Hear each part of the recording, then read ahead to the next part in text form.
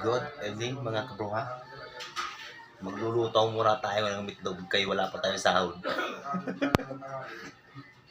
Tis-tis muna tayo mga kabruha. Pag sahod na may medyo nakakatingin tayo ng masarap-sarap.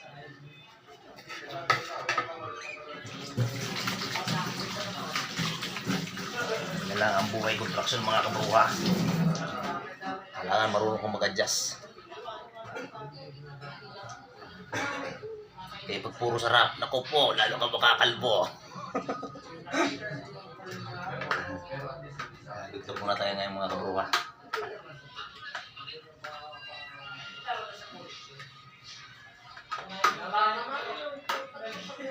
Gusto ko nito kasi sa kanton lagi. Kasi ito nangyari sa ulo ko eh.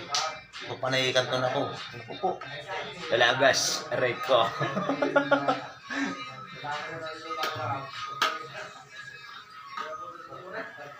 Yun lang mga kabruha. Babu.